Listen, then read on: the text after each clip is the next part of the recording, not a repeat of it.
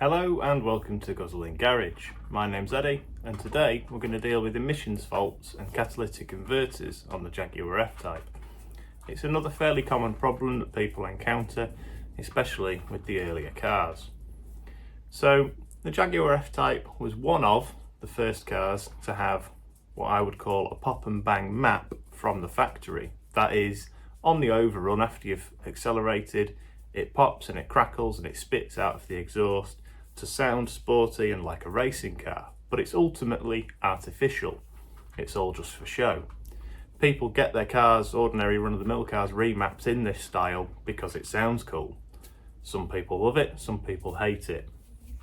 I always hated it until I got one, and then I thought, actually, this sounds pretty cool, or at least my inner child did. So one of the problems with this is that to make that sound, it has to put unburnt fuel into the exhaust. And if you know anything about catalytic converters, they don't like unburnt fuel. It overheats them, it can melt the monolith, it can strip the coating off that does the reactions, and it's just generally bad news. Jaguar themselves must have realised this because at some point, I don't exactly know when, but they released a software update that they implemented kind of on the quiet. So if you took your car to a Jaguar main dealer for servicing, they would apply this software update that just sort of toned down those pops and crackles and made them less aggressive. I think to prolong the life of the cats, because they must have got too many warranty claims or bills for replacing cats early.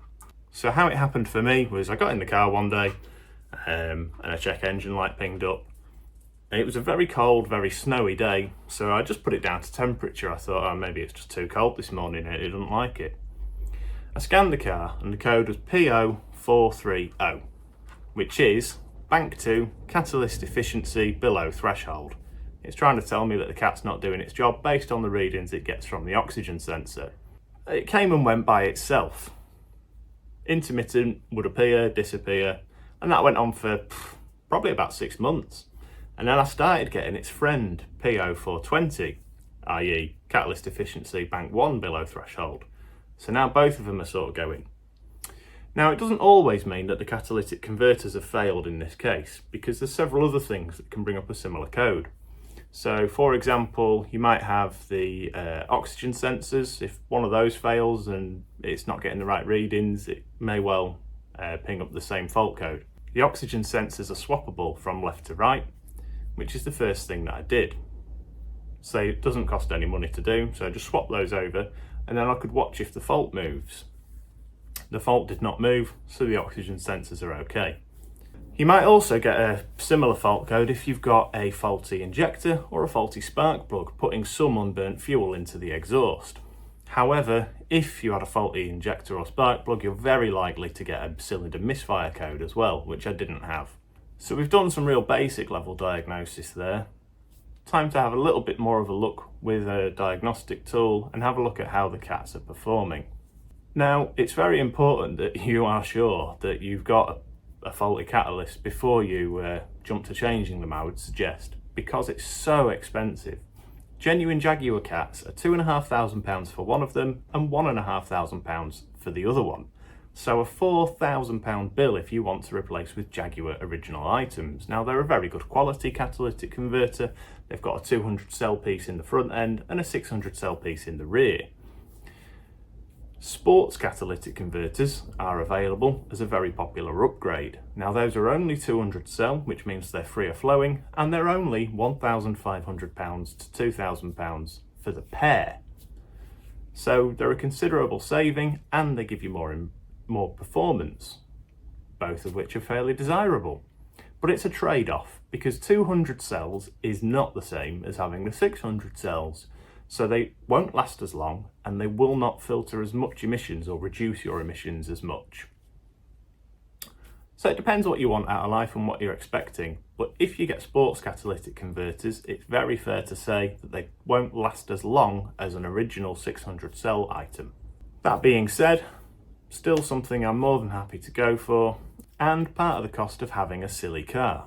So let's get down to it and start doing some diagnostics and find out what's happening.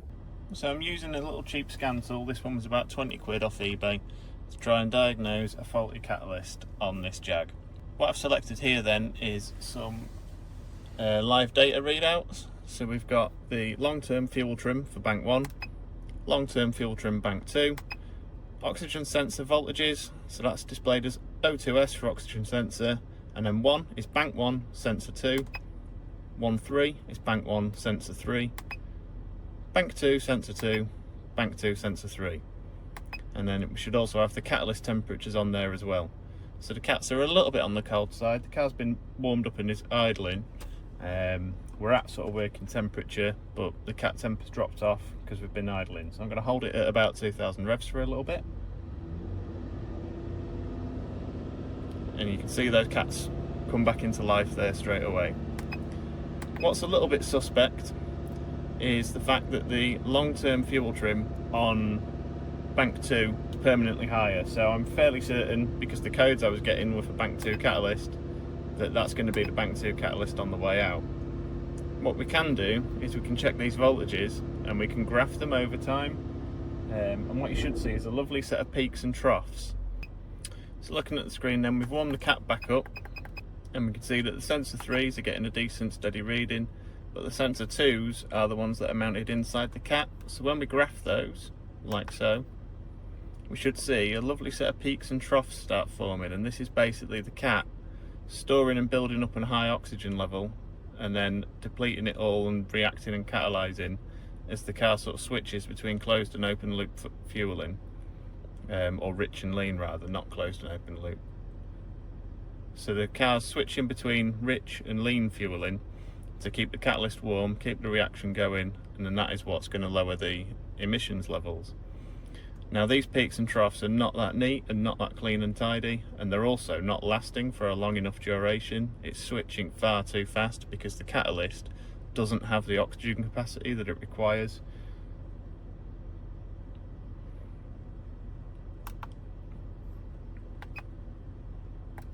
So if we look at the other sensor 2 on the other bank, these ones are a little bit better, but not much. So it switches nice and quickly and it falls off a bit slower.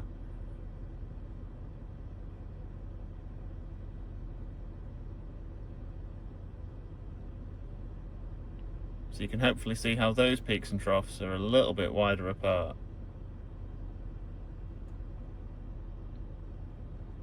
So that catalyst is just hanging in there, but it's still not great. Go back to the previous one.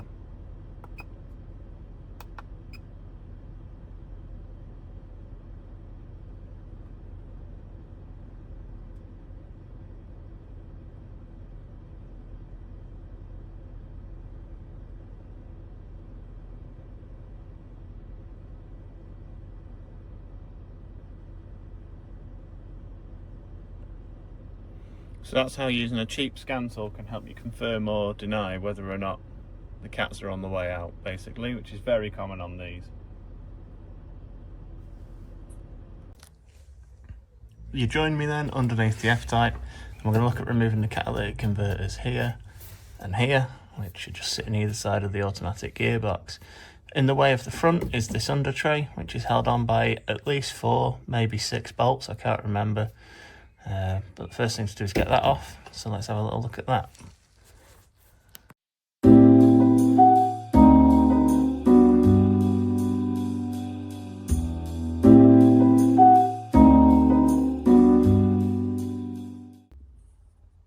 Next up then, we're going to look at removing this cross brace that runs here and here in like a sort of V shape. There's 2 13mm at the front there, and 2 more on each leg down here, so there's 6 13mm in total. And there's also this little 10mm bracket that's holding some of the aircon and water cooling pipes together, so just bear in mind to remove that one. Let's have a look at that.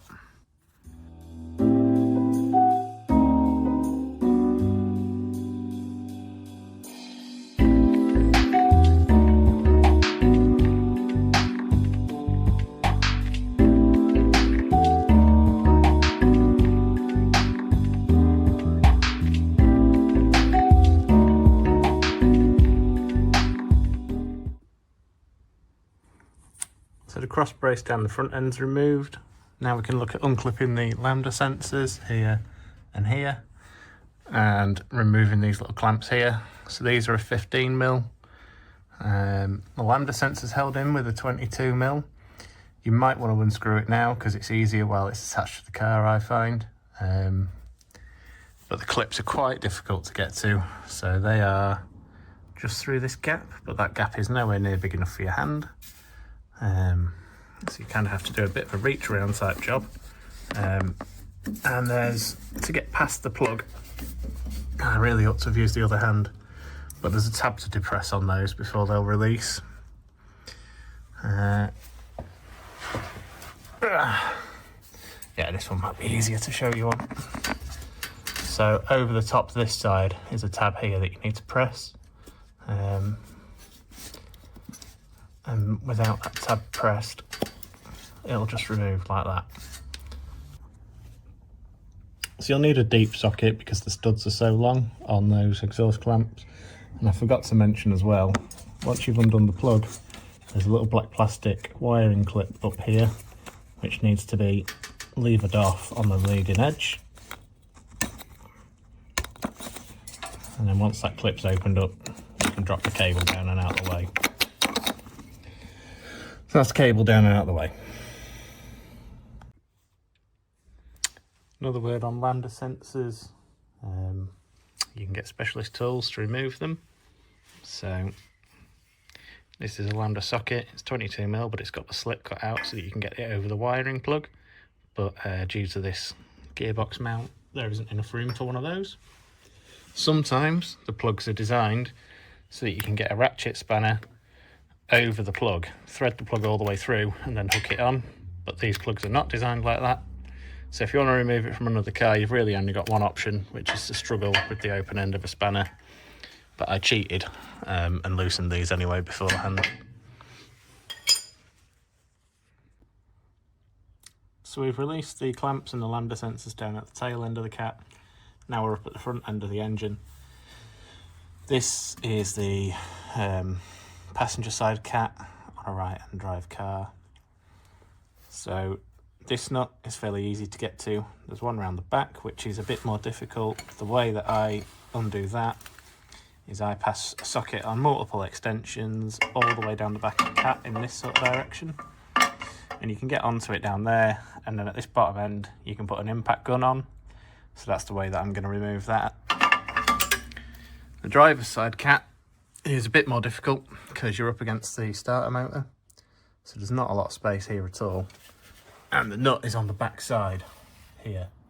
So this is a really narrow gap. It's only 4 fingers wide, look.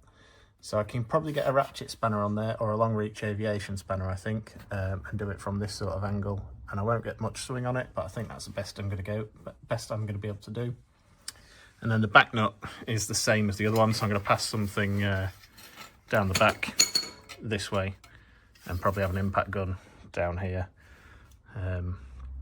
on loads of extensions. So let's try do that. So some of the useful tools then, with the impact gun, with a nice really long extension and a little wobble joint on the end. That was good for going underneath or above and behind the cats from a long way away, stepping it away from the cat body itself and getting to the securing nuts that are 15mm. A flex handled ratchet, it just kept the knuckles out the way while I was taking off the passenger side one. And this long handled ratchet aviation spanner, which was useful for the driver's side cat, especially where you have to get around the starter motor. A little screwdriver cum pry bar and a selection of pliers for removing the 2 exhaust clamps at the rear end of the downpipe / cat piece. These are the exhaust clamps that I'm going to show you in a minute, and these are not reusable. As you can maybe see inside there, that's graphite in there. It's a really soft, easily damaged material, and in removing the clamps you are always going to damage that. I don't think that is ever going to be reusable.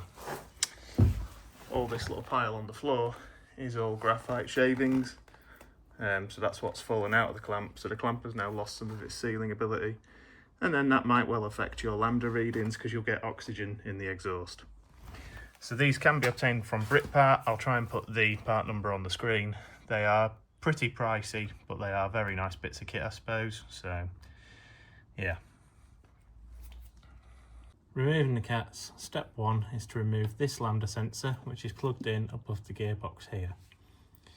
Then you'll need to unclip the on-cat lambda sensor, which you can see up there in that direction, but you can't reach it to unscrew it. The cabling, as you can see, is coming this way, and the plug for it is more or less just above where the other one was.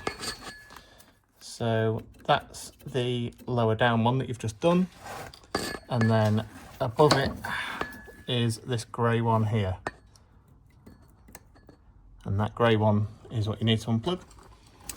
Then you can pull that cable down and out of the way. It sits on 2 clips up on top of the, or up on the side of the gearbox.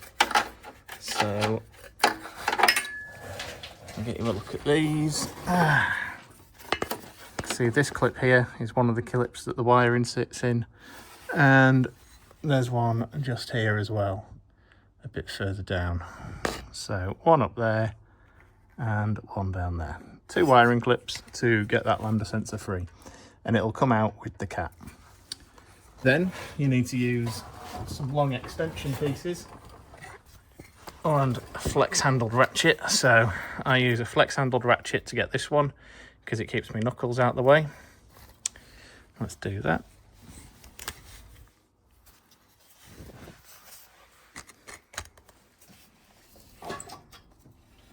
And then to get the one from the underside, I used a large impact gun and extension to go up this way and get to the nut that is at the back, just behind. And then this clamp is a 2-piece affair, so 1 piece stays on the manifold, 1 piece comes with the cat, and this stud is attached to the cat, and there's another stud that stays on the manifold. So if I spin it round, you'll see the other end is open, and that's because the other stud is still up on the manifold, like that. So that's this end of the cat loose, and you could now, if you really wanted, remove that lambda sensor, but it can stay in. Next, you'll need a 15mm to undo this nut on the exhaust clamp, and then this clamp needs to slide as far towards the tail end of the car as possible. So as far down that way as you can get it. They are an absolute pig. It takes a lot of wiggling, a lot of swearing to get those moved. And then, hopefully, if you can see okay from that angle, which I think you can, we need to separate the 2 pieces of the exhaust. So we're going to pull on the front piece and try and slot it out.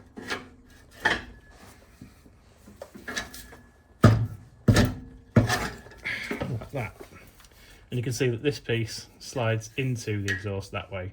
So you need to pull it about, I don't know, that's maybe 3/4 of an inch or so, 20mm, something like that. And then that should be that cat able to be removed from the car. As you can see, I've already done the driver's side, and that video was a little bit staged because I've already removed it and then reassembled it because I forgot to film it. But that is how you do it. Move the clamp fully that way, undo both ends at the cat, prise this end, drop the tail down and pull it out. Easy.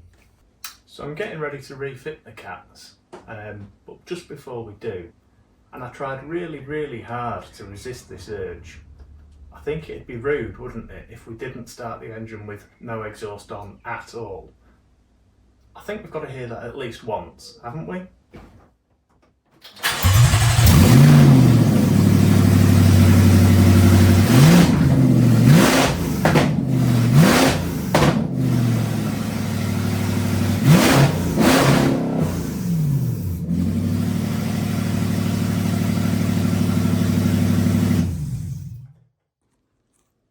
So this is the driver's side cat out of the car, and I've got it in the vise to remove the lambda sensor.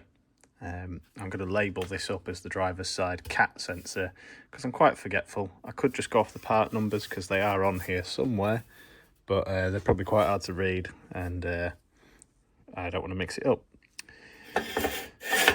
The original cat mounting assembly then has got this stud built in, and that's obviously to make it easier to access. You've seen how close it is to the starter motor, so it looks like I'm going to need to remove that and reuse it on the new cats. Lambda sensor removal then. Again, there's a hierarchy of tools to it really. The best thing is a 6-sided socket, because they do like to try and round on the sensors. That's only a 3/8 drive. I'd prefer a 1/2 inch one. If the plug is designed correctly, you can get a ring spanner over the top end. Sadly, these ones are not designed like that. That's in the way of getting the ring spanner on. So you can use, as a sort of last resort, an open-ended spanner. So we'll give it a go with the specialist lambda socket first, with that cut out for the wiring.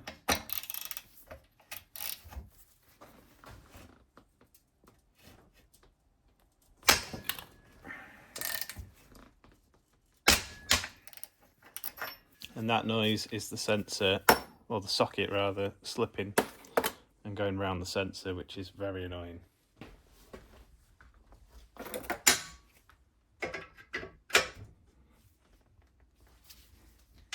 Just to reiterate then, it is spanner size 22mm for these.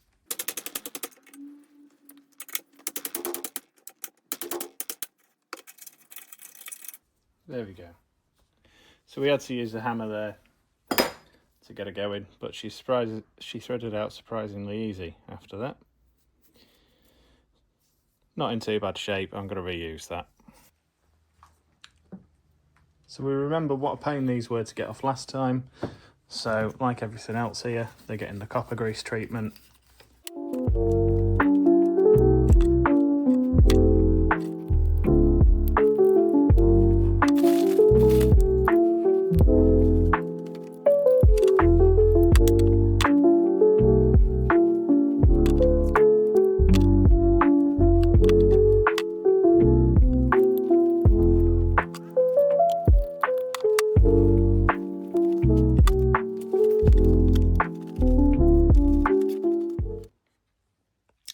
So we're under the car then, and we're going to start refitting the cats. Now I don't know if there's a correct order of refitting them, but the way I took them off was I took the passenger side off first, then the driver's side off. So I'm going to reverse the order for refitting. So these are our nice new shiny exhaust clamps. And we're just going to slide that on as far down towards the tail end of the car as it will go. Just like that. Not going to put too much force into it because we don't want to damage the soft graphite inners. Just as we slot the clamp on then, I just wanted to point out it's important to consider the orientation. If we fit it the other way around, you can see that in that position it's going to foul the other pipe. So make sure that you've got it the correct way round, and that it's going to allow the second pipe to be fitted, but also the gap on this side is quite tight to this heat shield. So you probably don't want it all the way around where the stud is going to end up coming into contact with it. And you want it where it's going to be accessible with the spanner as well. So any sort of orientation in this sort of lower quarter is going to be okay. So the way the cat slots in then is it needs to have the bulky cat end up and into the engine area first, but it just needs to be loosely put into place. Then that allows the tailpiece to be brought up. So we're going to slide this over.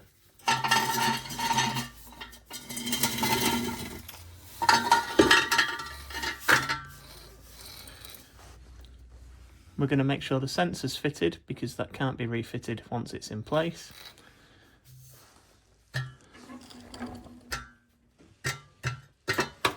Tuck it up in the general direction of the manifold. And then at the tail end, this is the section that really matters. We need to get this lined up and put in before we bolt up the manifold end. So it's a case of pushing forwards on the cat and pulling backwards on the tailpipe to offer those two up and get them lined, and then slot it forward all the way home, like that.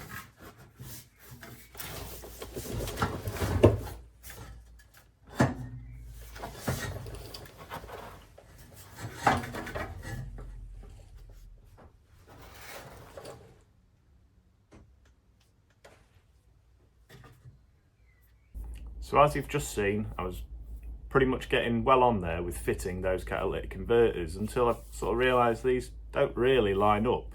They sort of look the same and they've got the right fittings, but they were just fouling various bits. You know, they were sort of touching the chassis here and touching a bit of the bodywork there and things. I wasn't really very happy with it.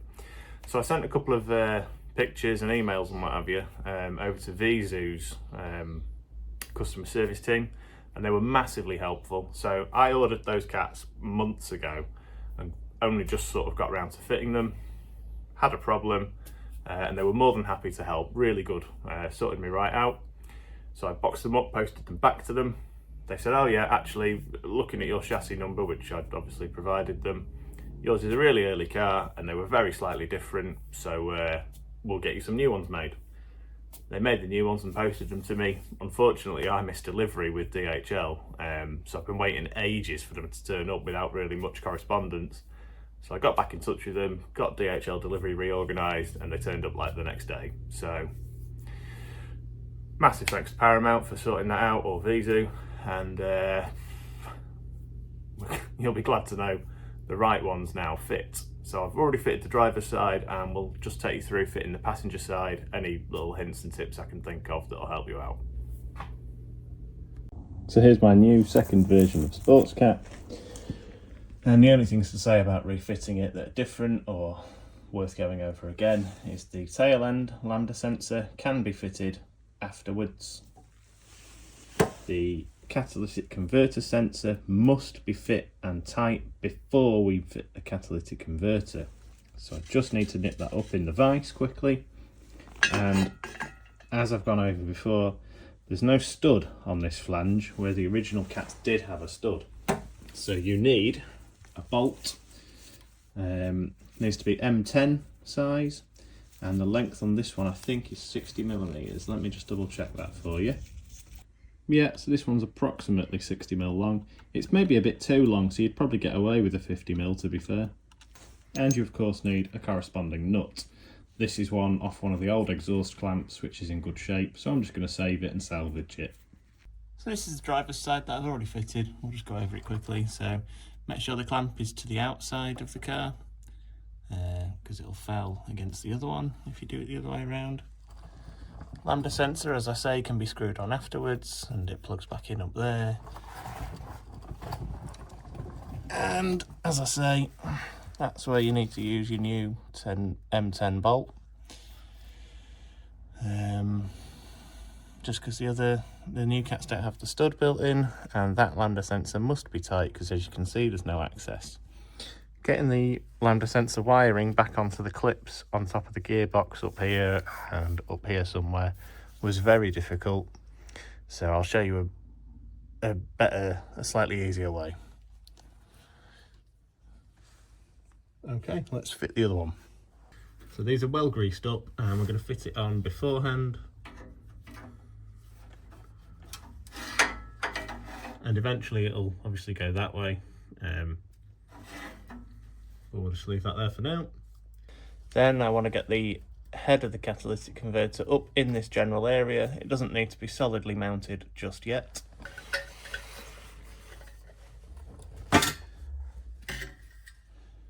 Just up and over in that direction. It's fine for now.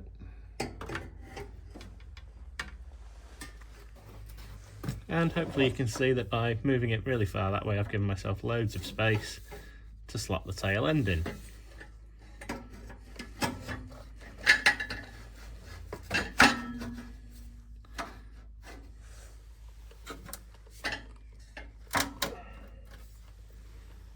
So with the tail end slotted in nicely, it's time to align the front. So that's a difficult thing to get you a good view of, but you just need to slide the flange up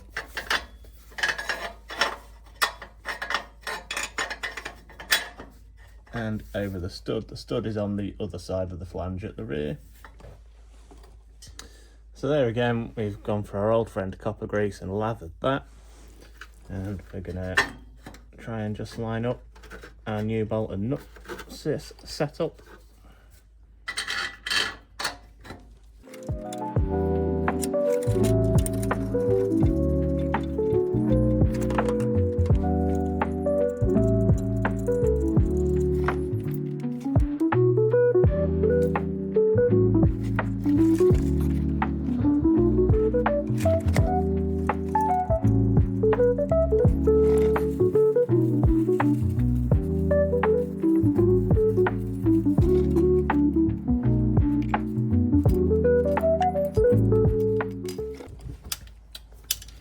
now it's time to tighten up this flange. So 15mm socket for the original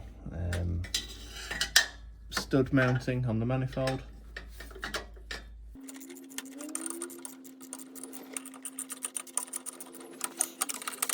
So while I've still got this top end loose here and only nipped up on the far bolt, something else to just have a little think about is the positioning of the cat. So it is somewhat flexible.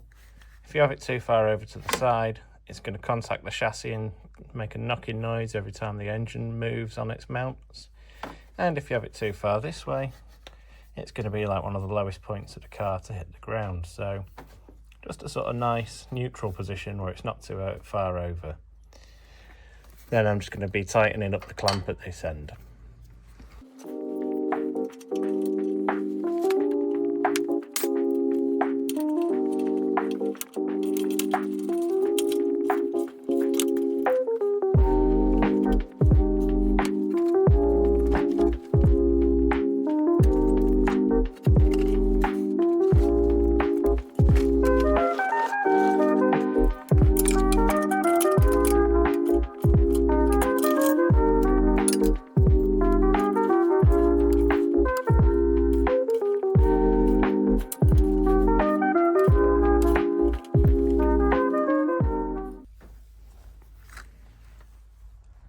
Okay, so that clamp's now nice and tight, good strong connection.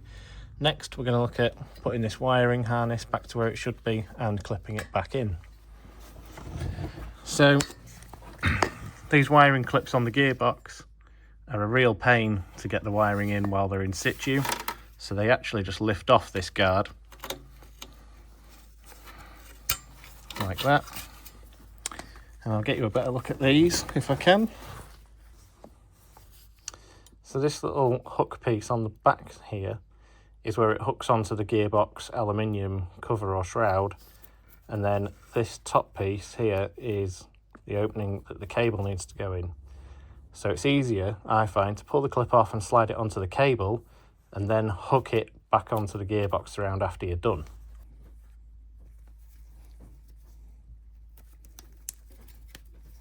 So the clip will slide up and down the cable nicely once you've put it in there like that. And then, as I say, you just hook it onto the gearbox again. Do the same for the other one. So they're both hooked onto the cable now and will move nicely.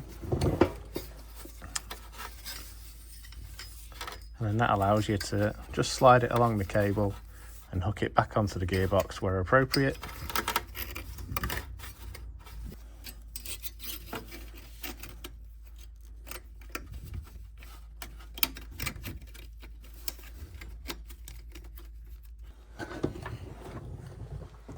And then, if you remember rightly, it's the grey plug that's up this end and this grey plug that need to go together. And something I'll just do before I put them in is I'll just give it a general squirt of WD-40 to help it slide apart nicely next time.